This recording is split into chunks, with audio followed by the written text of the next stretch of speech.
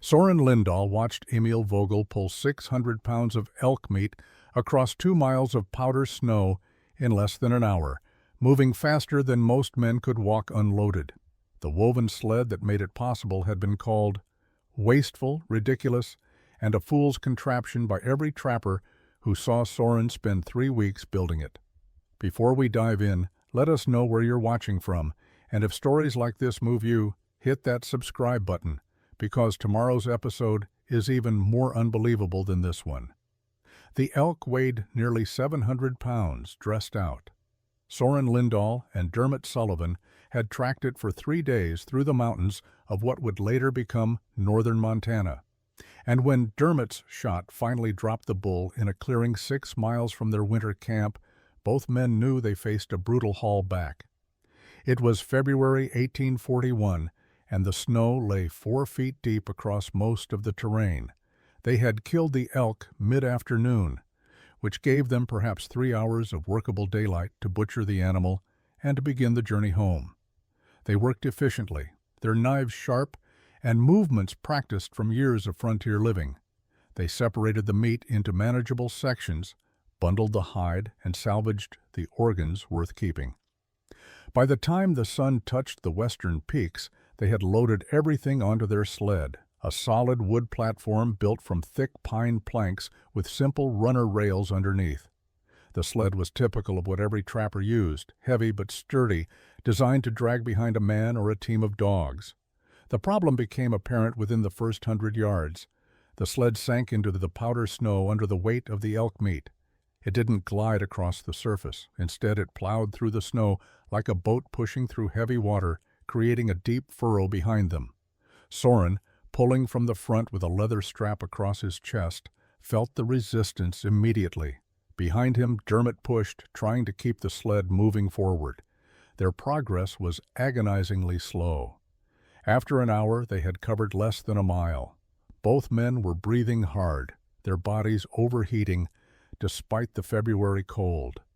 They stopped to rest, and Dermot suggested leaving some of the meat behind, coming back for it the next day. Soren argued against it. Wolves or other scavengers would find anything they left overnight. They needed to get it all back to camp. Dermot nodded, and they continued. The second mile took nearly 2 hours. The sled kept getting stuck where the snow was deepest. They would pull and push, sometimes gaining only a few feet before the runners caught again, and the whole load settled deeper into the powder. Darkness fell completely, and they continued by moonlight, which was bright enough to see the terrain, but not enough to choose the best path. Dermot collapsed just after midnight. They were still 3 miles from camp. He simply stopped pushing, sat down in the snow, and told Soren he needed to rest. Soren came back and realized immediately something was wrong. Dermot was shaking, his words slurred, his movements uncoordinated. Hypothermia was setting in, complicated by exhaustion. Soren left the sled and the meat and focused entirely on getting Dermot back to camp. He helped his partner to his feet and supported half his weight as they stumbled through the snow. The 3 miles took another 2 hours. By the time they reached the cabin, Dermot was barely conscious. Soren got him inside, built up the fire, and wrapped him in every blanket they owned. But Dermot's core temperature had dropped too far. His heart gave out an hour before dawn. Soren buried Dermot on a hillside overlooking the creek where they had trapped together for 3 seasons. He marked the grave with stones and stayed at the camp through the rest of that winter, working his trap lines alone, thinking constantly about what had killed his partner. It wasn't the cold or the distance or bad luck. It was the sled. The weight of it, the way it fought against the snow instead of moving with it, the exhaustion that came from pulling a load that should have been manageable. Dermot had died because their equipment was inadequate for the conditions they faced. When spring arrived in 1841, Soren began a systematic study of every sled design used by trappers in the region. He visited camps up and down the mountain valleys, looking at how men transported their goods and game. Every sled he examined was fundamentally similar. Solid wood platforms, usually pine or spruce planks held together with cross pieces. Simple runner rails underneath, sometimes shod with strips of metal if the owner could afford it, more often just bare wood. The designs varied in size and minor details, but the basic construction was universal. Heavy materials built into rigid platforms that sat on top of the snow, or more accurately, sank into it. Soren watched men haul loads and noted their struggles.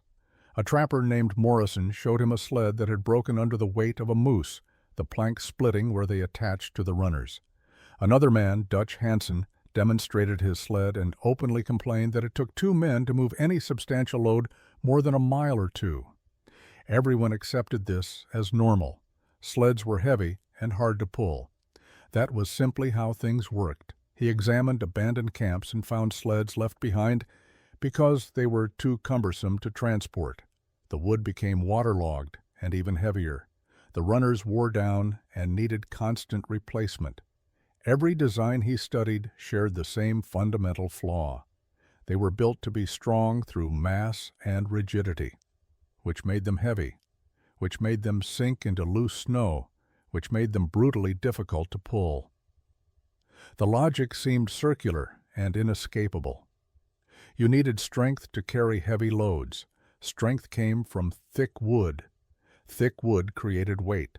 Weight created resistance. No one questioned this pattern.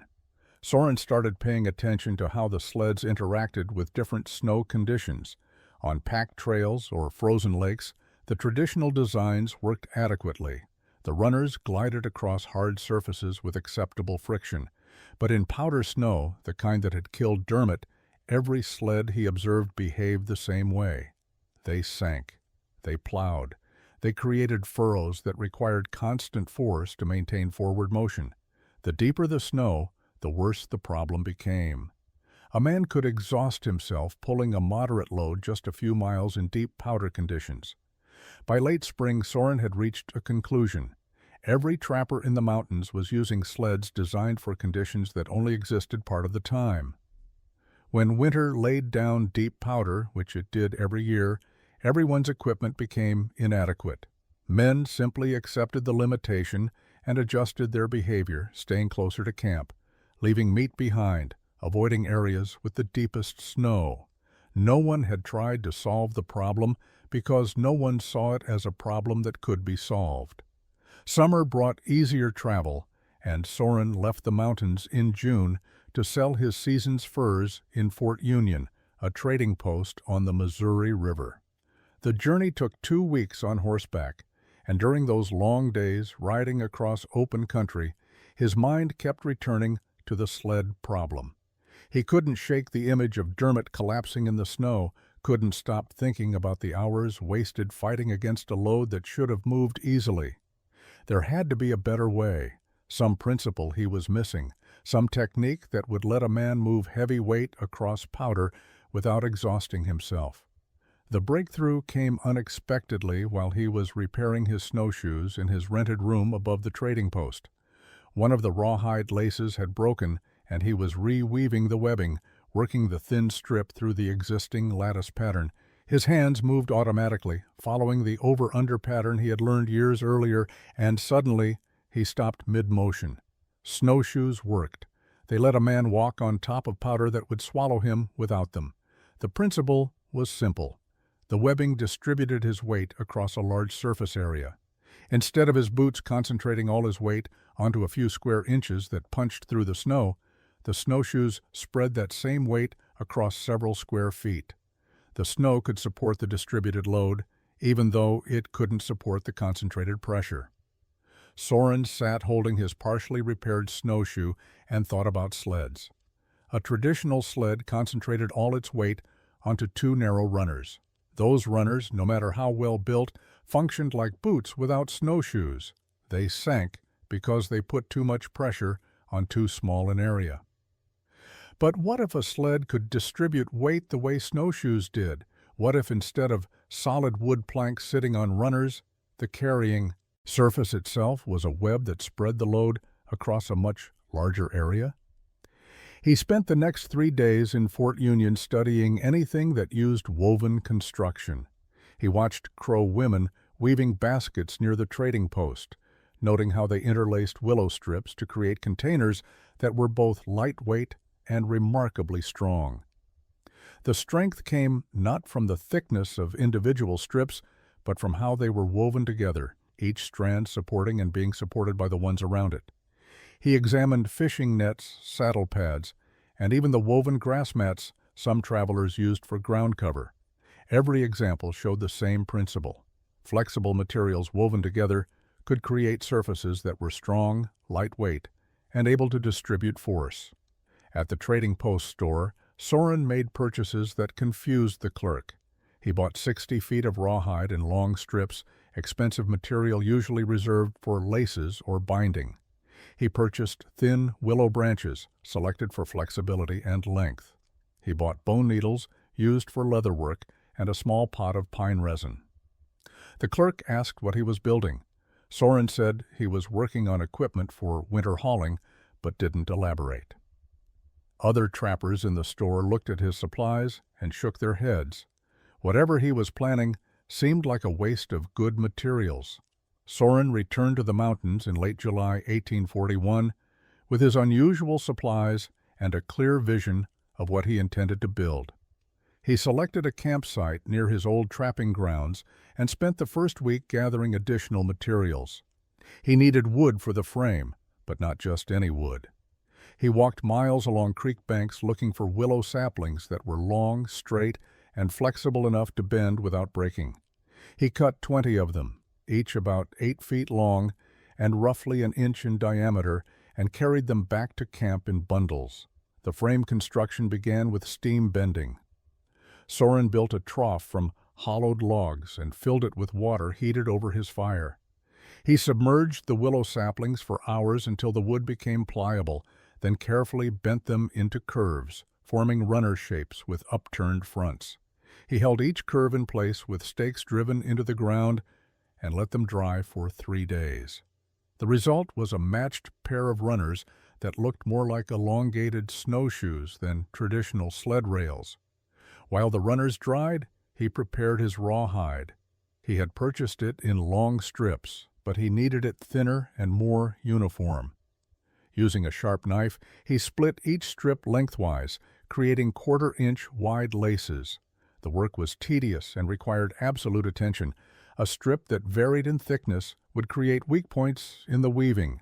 He ended up with more than 200 feet of uniform rawhide lacing, coiled and ready for use. The weaving process began in early August. Soren lashed cross pieces between his curved runners, creating a rectangular frame approximately 7 feet long and 3 feet wide.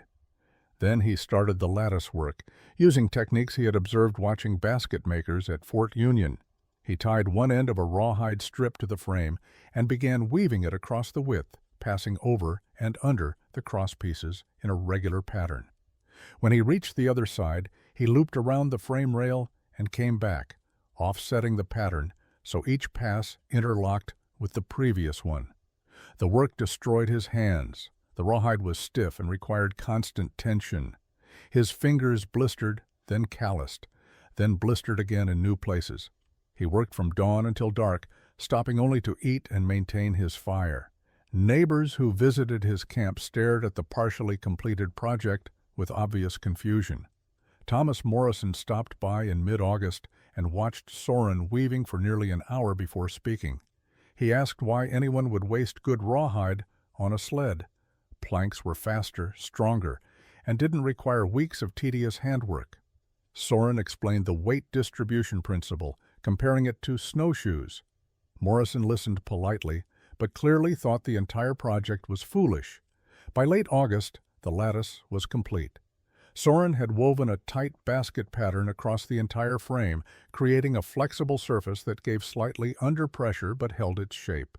He reinforced the edges with doubled rawhide strips and added cross-bracing at stress points where the runners attached. The finished sled weighed less than 30 pounds, a fraction of what a comparable wood plank sled would weigh. Soren's first test came on a cool September morning when early snow dusted the high meadows near his camp. He loaded the sled with stones, adding weight gradually until he had approximately 200 pounds piled on the woven surface. The lattice sagged slightly under the load, but held its shape. He attached a pulling rope to the front crosspiece, looped it over his shoulder, and started walking across a patch of loose soil to test basic functionality. The sled moved easily, gliding behind him with minimal resistance. But soil wasn't snow, and he needed winter conditions to truly validate his design. The first substantial snowfall arrived in early October, dropping 8 inches of powder across the valley. Soren loaded his test stones back onto the sled and pulled it across the fresh snow. The difference from traditional sleds was immediately apparent. Where a wood platform would have sunk several inches into the powder, creating a trench that required constant force to overcome, his lattice sled sat nearly on top of the snow surface. The woven rawhide distributed the weight across the entire bottom area of the frame. Instead of 200 pounds pressing down through narrow runners, that same weight spread across roughly 20 square feet of lattice. The snow compressed slightly, but didn't collapse under the distributed pressure. He spent weeks testing different load configurations in snow conditions. He discovered that items with sharp edges could damage the rawhide weaving if placed directly on the lattice, so he began using a buffalo hide as a base layer between cargo and webbing. He found that the upturned front of his bent willow runners helped the sled ride up over obstacles rather than catching on them. He learned that in very deep powder, the sled performed even better than in shallow snow because the increased surface contact actually enhanced the flotation effect. By November, when heavier snows arrived, Soren was hauling his regular trapping supplies and game kills using the lattice sled exclusively. He could load 400 pounds of gear and pull it across powder that would have stopped a traditional sled completely. The effort required was roughly half what he remembered from previous winters with wood sleds. He could travel farther in a day, haul heavier loads, and arrive at his destination without the bone-deep exhaustion that had once been normal. Other trappers began seeing him on the trails. Their reactions followed a predictable pattern. First, confusion about what they were looking at. The woven lattice didn't resemble any sled they knew. Second, skepticism when he explained the design. Most assumed he was just naturally stronger than average, and the sled itself had nothing to do with his ease of movement. Third, dismissal of the entire concept as overcomplicated and wasteful. Why spend 3 weeks weaving rawhide when you could build a perfectly good sled from planks in 2 days? Emil Vogel was among the skeptics. He trapped an adjacent valley and crossed paths with Soren in late November near a shared creek boundary. He examined the lattice sled closely, testing the weaving with his hands, and openly laughed. The whole thing looked like it would collapse under serious weight. The winter of 1841 to 1842 brought steady snowfall throughout December and January. By mid-January, the snowpack in most valleys measured 3 to 4 feet deep, with drifts considerably higher in sheltered areas. These were normal conditions for the northern Rockies, the kind of winter that trappers expected and prepared for. Soren worked his trap lines as usual, but with a significant advantage. His lattice sled allowed him to range farther from his cabin and haul heavier loads than would have been practical with traditional equipment. The mockery began in earnest when other trappers started encountering him regularly on shared trails. Word spread through the scattered trapping community about Lindahl's basket sled, and men went out of their way to see it. Most reactions were negative. The design looked fragile compared to solid wood construction. The woven rawhide seemed like it would wear out quickly or break under real frontier conditions. The amount of time invested in building such a contraption appeared wasteful when proven designs already existed. Thomas Morrison encountered Soren hauling a load of beaver pelts and camping supplies in late January. Morrison was struggling with his own sled, a traditional wood platform that kept sinking into the powder and requiring constant effort to keep moving. He stopped to rest and watched Soren pass him, moving at nearly twice his speed with what appeared to be a heavier load. Morrison called out, asking how much weight Soren was carrying. Soren estimated around 350 pounds. Morrison shook his head and said Soren must be stronger than he looked, because that basket contraption couldn't possibly make that much difference. Emil Vogel's skepticism was more direct. He encountered Soren near a frozen creek in early February and spent 20 minutes examining the lattice sled while Soren checked nearby traps. When Soren returned, Emil told him frankly that the whole design was ridiculous. All that rawhide could have been used for snowshoe repairs, clothing repairs, or trade goods. Instead, it was woven into a sled that looked like it would fall apart the first time it hit a log or rock. Emil pulled at the webbing, testing its strength, and pointed out that a good hard impact would probably tear through the rawhide and dump the entire load into the snow. Soren offered to demonstrate. He loaded nearly 400 pounds of equipment onto the sled, including his anvil, several traps, camping gear, and a week's worth of firewood. Emil watched as Soren pulled the load across 100 yards of deep powder, then deliberately dragged it over a fallen log. The sled flexed as it went over the obstacle, but the rawhide held. Soren returned and asked if Emil wanted to try pulling it. Emil did, and was visibly surprised at how easily the heavy load moved. But instead of acknowledging the design's merit, he simply said that Soren had built the trail and packed the snow, making it easier than it would be in unbroken powder. February 1842 brought snowfall that exceeded anything most trappers had seen in years. Storm systems moved through the northern Rockies in rapid succession, each depositing 12 to 18 inches of new powder. By the third week of February, the accumulated snowpack in valley bottoms measured 5 feet deep. In sheltered areas and on north-facing slopes, drifts reached 8 or 9 feet. The conditions created a crisis for trappers throughout the region. Traditional sleds became nearly unusable. The solid wood platforms that worked adequately in normal snow depths simply disappeared into powder this deep. Pulling even moderate loads required enormous effort because the sleds were effectively plowing through snow rather than moving across it.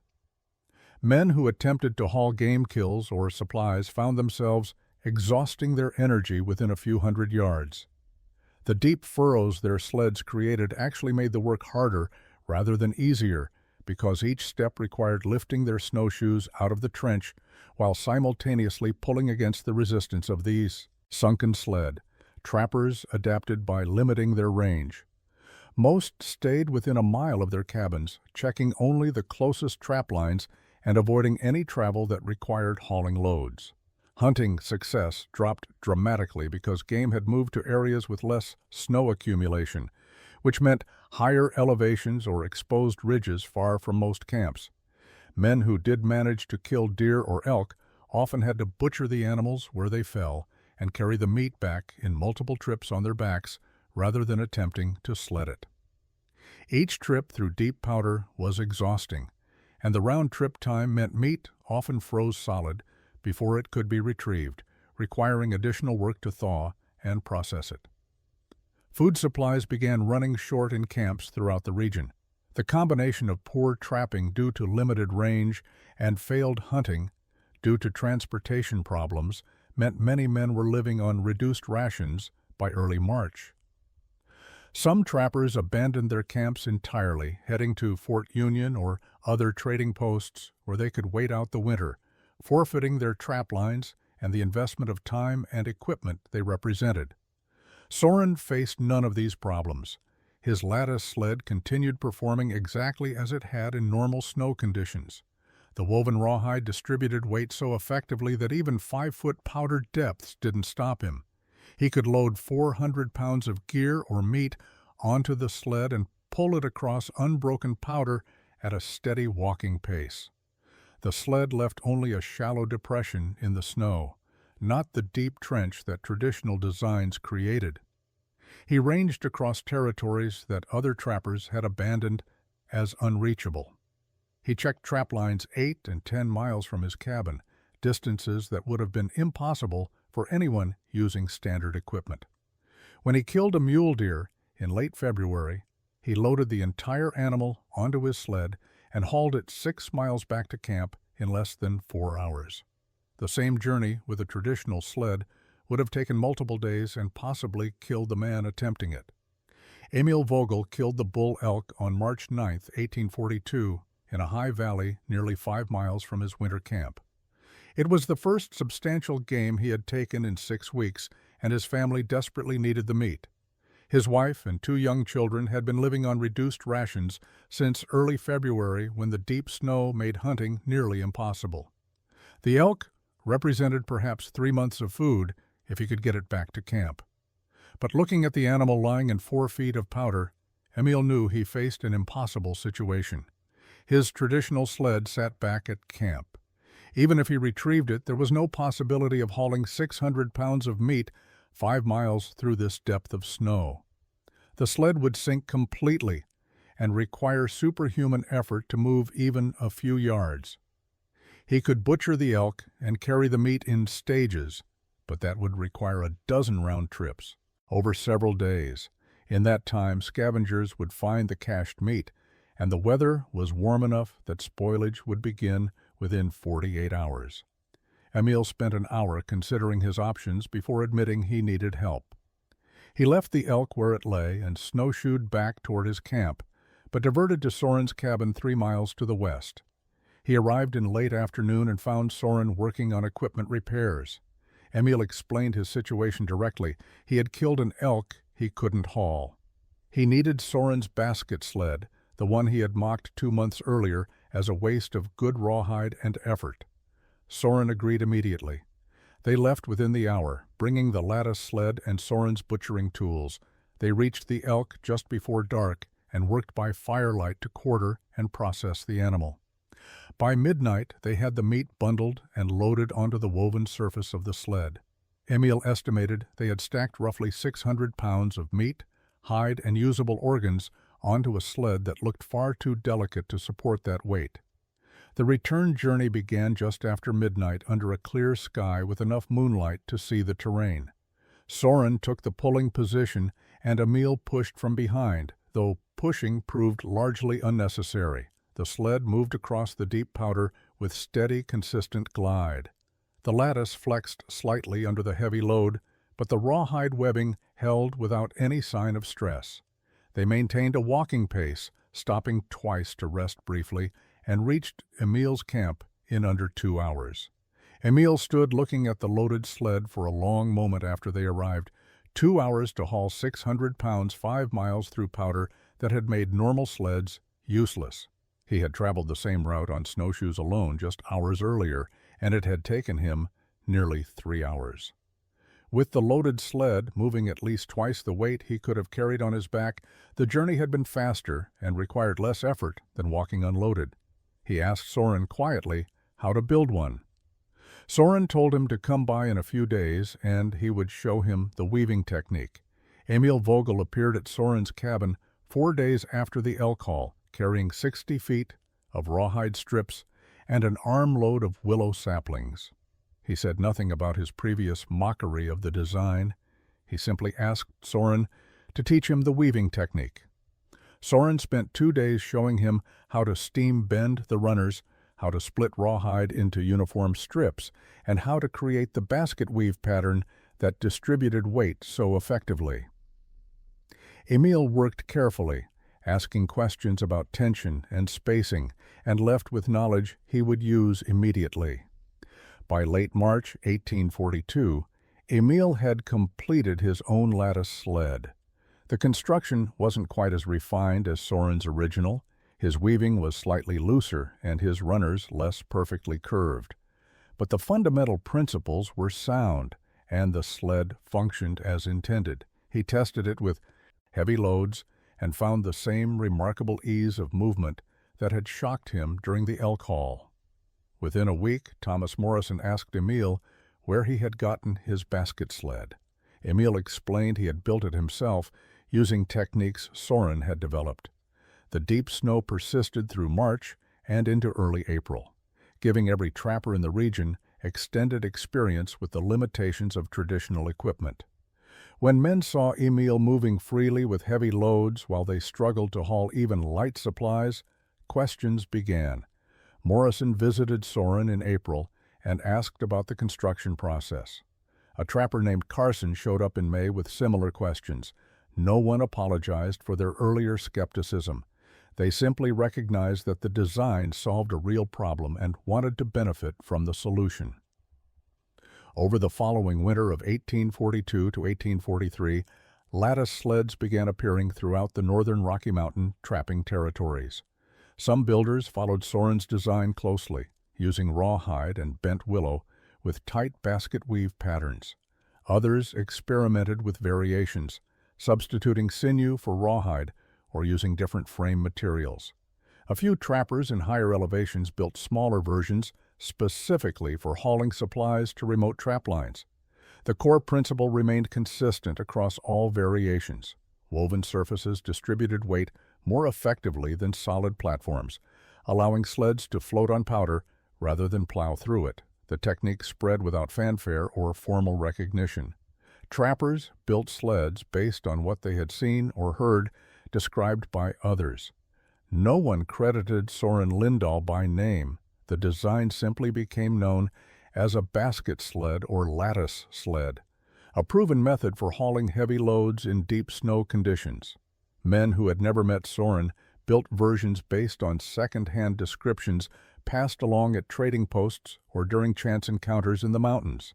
By 1845, the design had spread across territories spanning hundreds of miles. Trappers in the Bitterroot Range were using lattice sleds they had learned about from men who had learned about them from men who had once seen Emil Vogel's sled. Settlers moving into Montana Territory found abandoned lattice sleds in old trapping camps and recognized their superior construction, building their own copies for winter hauling. Soren Lindahl died on November 3, 1869, in a small cabin outside Fort Benton, Montana Territory. He was 58 years old. He had continued trapping until his mid-50s, then taken work as a guide and packer for survey parties mapping routes for potential railroad lines. By 1867, his health had declined enough that heavy physical work became impossible, and he retired to a small property near the fort where he lived alone on savings accumulated over 30 years in the wilderness.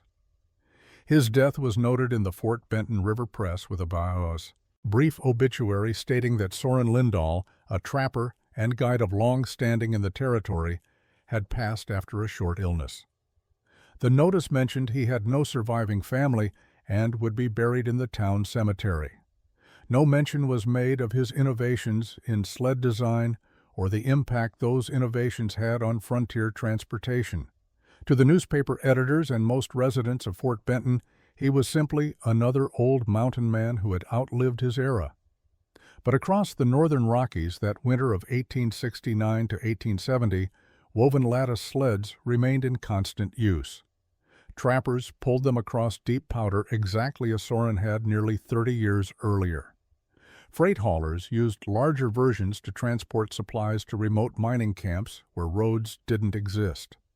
Settlers hauling firewood from distant timber stands relied on the same weight distribution principles Soren had discovered while grieving his dead partner.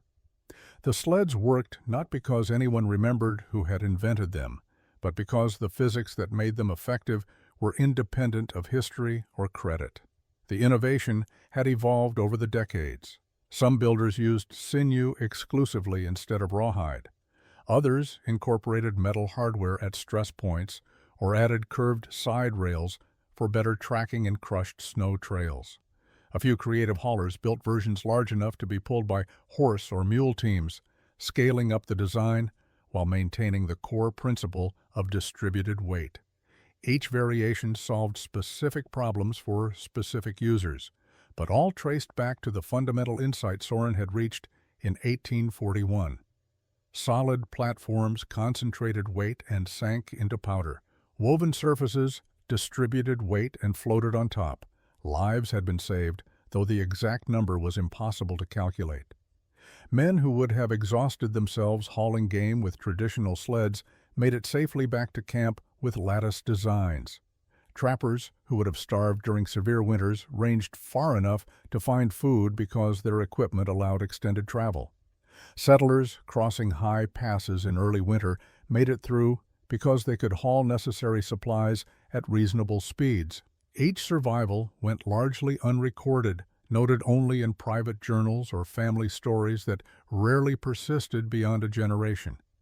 Soren's grave in the Fort Benton Cemetery carried a simple wooden marker with his name and dates. Within 20 years, the marker had rotted away, and the location of his burial was forgotten. But the sleds persisted, woven from rawhide and willow, by men who never knew his name, carrying weight across powder snow where heavy sleds would have sunk and failed.